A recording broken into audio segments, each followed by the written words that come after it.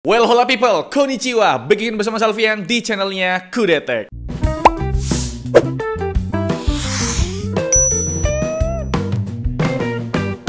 Akhirnya bre, Reno series comeback setelah Reno 10 yang sempat jadi Oppo Reno terbaik. Ini adalah Oppo Reno 14 5G yang ternyata dapat upgrade gede-gedean dari Reno 13 karena ketambahan lensa telefoto 50 megapiksel. Selain itu, kapasitas baterai di Reno 14 juga semakin gede bre. Tapi emangnya segitu doang bang? Nilai plus dari generasi sebelumnya. Oi bre, ngembangin teknologi itu bukan perkara yang gampang gitu loh. Penambahan lensa tele di sini itu bisa dibilang termasuk lompatan besar. Soalnya lensa tele ini kan multifungsi banget gitu loh. Gak cuma kepake buat motret objek yang jauh, tapi kepake juga buat portrait biar dapetin efek bokeh yang lebih natural. BTW, lensa tele di sini tuh pakai lensa 80 mm dengan sensor dari Samsung yang punya resolusi 50 megapiksel dengan kemampuan 3,5 kali optical zoom dan 120 kali digital zoom tuh maksimalnya. Sedangkan buat lensa utama, lensa ultrawide dan lensa selfie-nya itu masih sama dengan pendahulunya, yaitu Oppo Reno 13 5G yang detailnya sebagai berikut.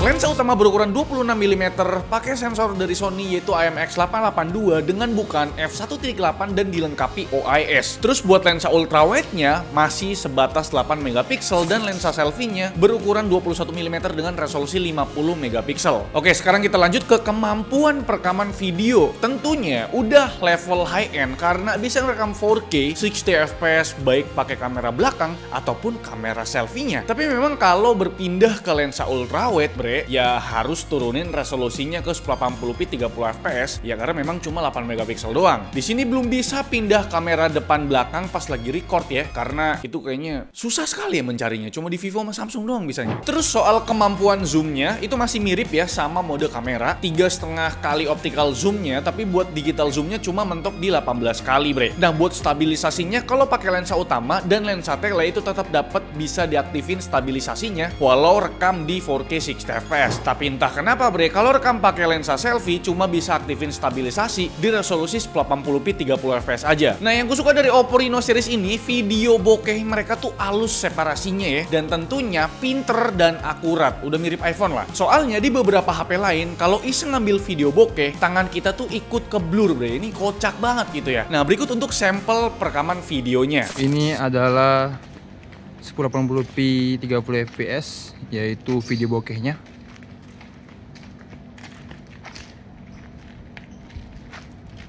Gimana menurut kalian?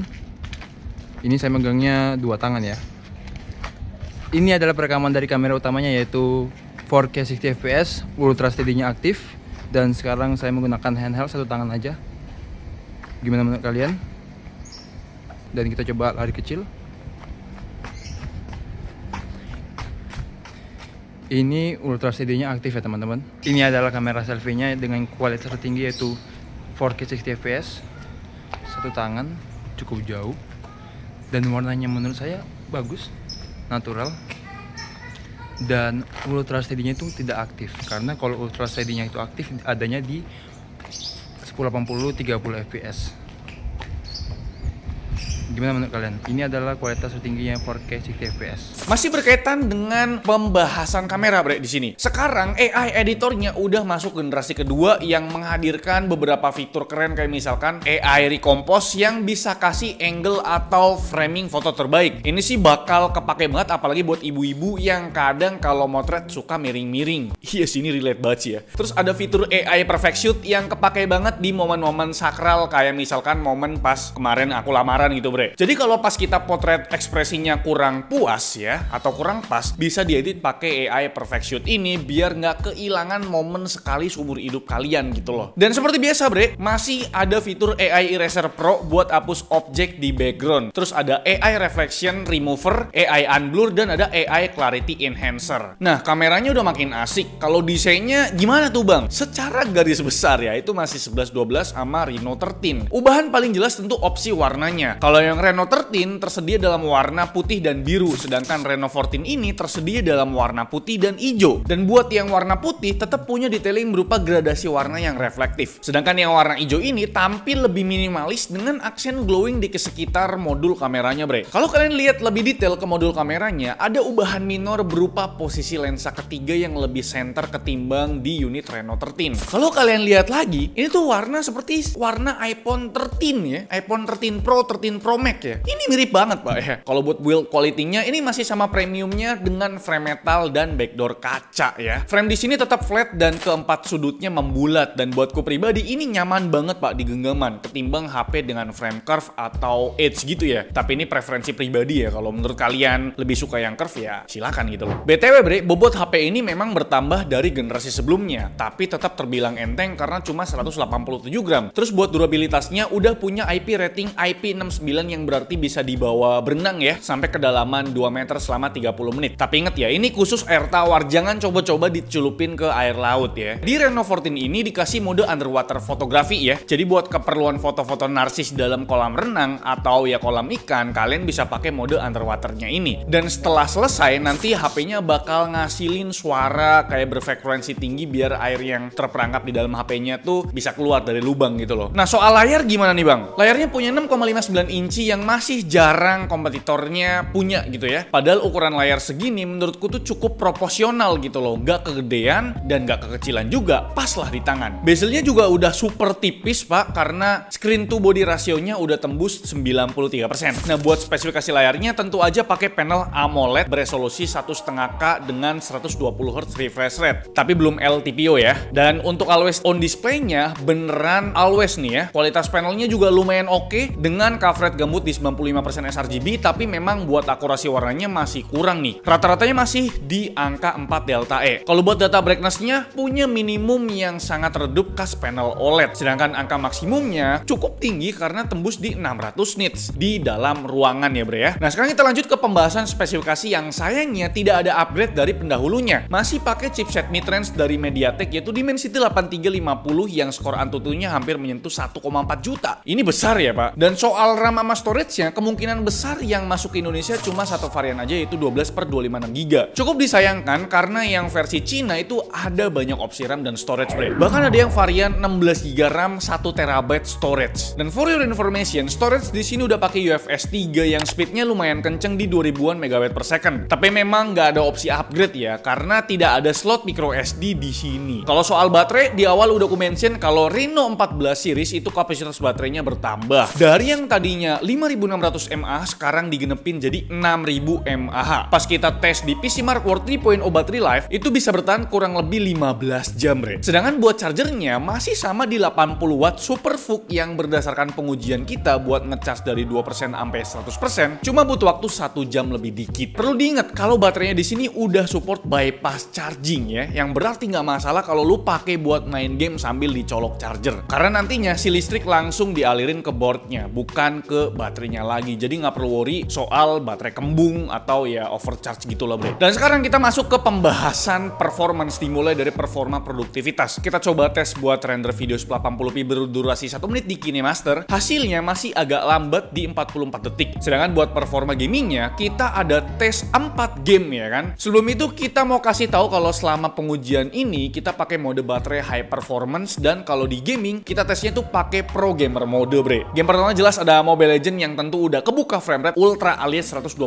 fps, tapi nyatanya pas di in game itu 120 fps nya cuma bertahan 8 menit doang ya. Selebihnya drop ke 90 fps. Padahal kalau dilihat dari suhunya bre, ini masih adem banget di 40 derajat Celcius. Nah, buat baterainya kita coba main segame selama 23 menit, baterai berkurang 5%. Game kedua ada PUBG Mobile yang cuma kebuka Extreme Plus alias 90 fps. Tentunya buat sebuah Dimensity 8350 bukan hal yang susah dapetin FPS stabil 90 fps bre, karena memang grafik kualitinya cuma smooth aja. Di game ini suhunya tentu sangat adem di 40 derajat Celcius, dan buat konsumsi baterainya selama 30 menit pengujian berkurang 7% baterai. Dan buat game ketiga ada Genshin Impact yang kita tes di preset medium 60 fps. Ternyata 60 fps nya itu cuma bertahan 2 menit doang. Setelah itu drop ke 45 fps.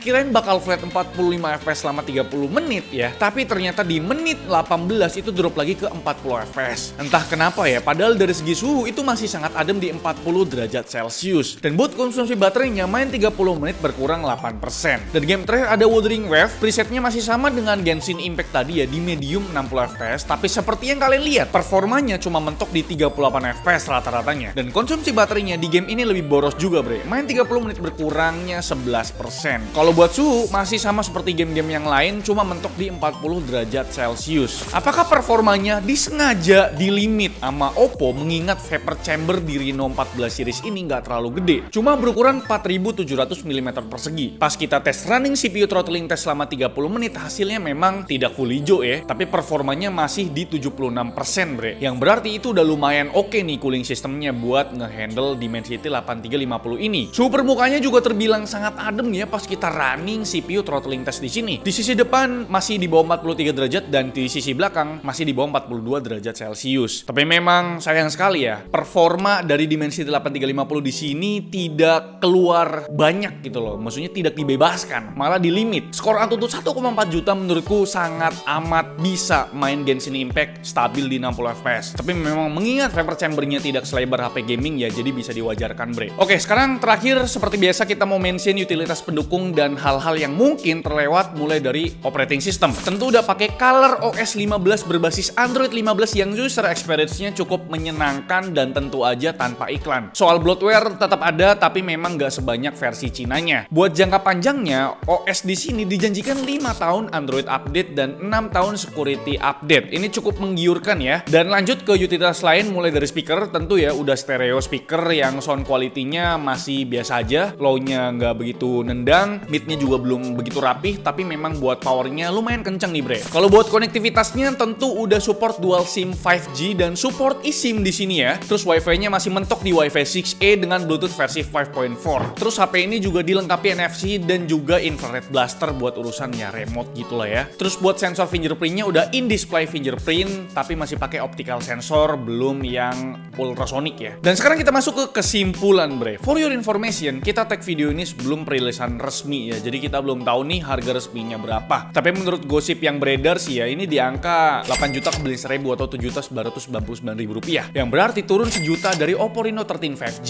Tapi memang karena ada varian Pro-nya juga sih ya yang masuk, makanya yang varian non Pro bisa lebih murah. Kalau beneran harganya segitu, ini Reno series real comeback pak. Hal yang paling berasa jadi game changer tentu penambahan lensa telefoto 50 megapikselnya yang ada di versi basicnya ini, yaitu Oppo Reno 14 5G. Karena biasanya itu cuma ditemuin di versi Pro-nya doang, tapi ternyata yang versi non Pro dikasih juga. Apakah Oppo lagi baik hati ya ke Oppo fans? Ya kita nggak tahu ya. Tapi gimana menurut kalian mengenai Oppo Reno 14 5G ini? Coba komen di bawah. Ya buat harganya pasti kalian nggak akan masuk lah. Mengingat kalau kalian megang barangnya dan experience sendiri ya, kalian bisa nilai sendiri lah. Like video ini kalau kalian suka, dislike kalau kalian jelek banget, dan jangan lupa untuk tekan tombol subscribe yang warna putih karena bukan warna merah lagi. Selvian selaku si terima kasih. Sampai jumpa di video selanjutnya. Bye bye.